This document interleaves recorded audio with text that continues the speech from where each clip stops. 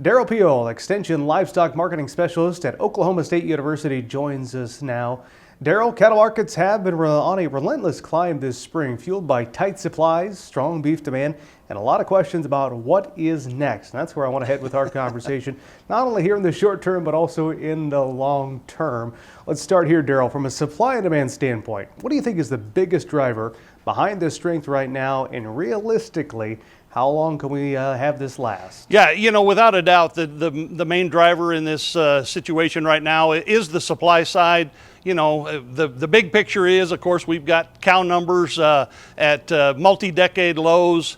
We're smaller than we intended to be, and the market is trying to position or provide incentives, if you will, for producers to rebuild, and that speaks then to that speaks to where we're going to go from here and so on, and that is that we have very little indication yet that we've even started that process of herd rebuilding. We've got to save some heifers. That heifer retention will come at the expense of feeder supplies, which are already tight.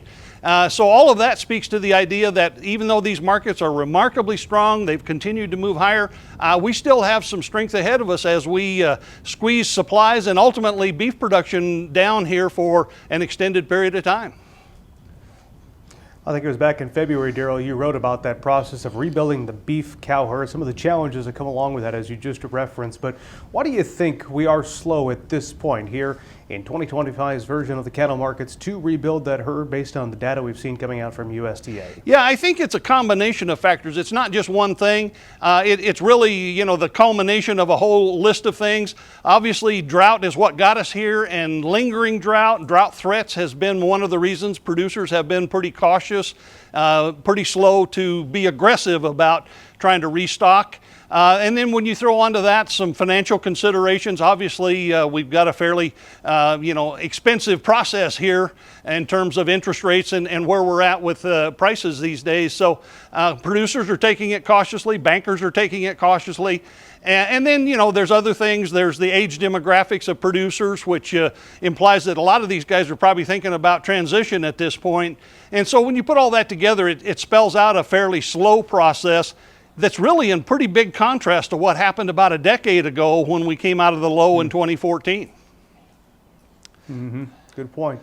Well, as you and I are sitting here middle of the week having our conversation on Wednesday, there's a couple of factors out there influencing the cattle market. One of them has to do with Mexico and the New World Screwworm. Over the weekend, Ag Secretary Brooke Rollins came out with an announcement on there, kind of tightening the screw a little bit on Mexico, calling for them to act on what Rollins would like to see. Do you think this news, if we do see feeder cattle imports being limited again, could that impact prices here in the U.S.? Well, certainly, in the big picture, any reduction in supplies is going to be a positive factor from the standpoint of tight supplies.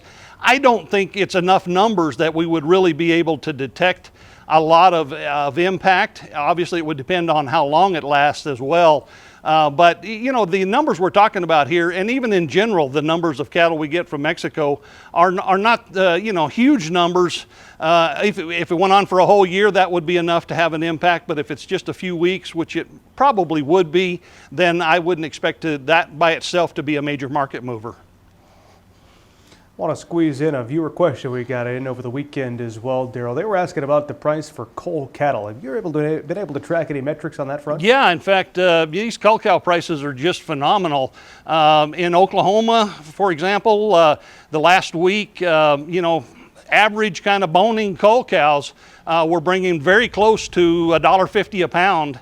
The breaking cows, the younger cows that would be a little fleshier and dress a little better, some of them were bringing up, I think it was $1.54 or $1.58. So we're seeing extremely strong prices for these cull cows. You multiply that out times the weight of these cows, we're talking $2,000 for a cull cow at this point. It's hard to wrap my mind around, that's for sure, It Derrell. is. Before I let you go, besides drought, what else could slow the herd rebuilding process over the next 2-3 years?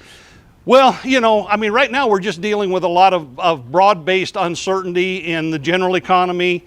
There's a lot of political stuff flying around. And that uncertainty is affecting many markets, virtually all markets at this point. That's not really changing the overall cattle market trajectory, if you will, at this point.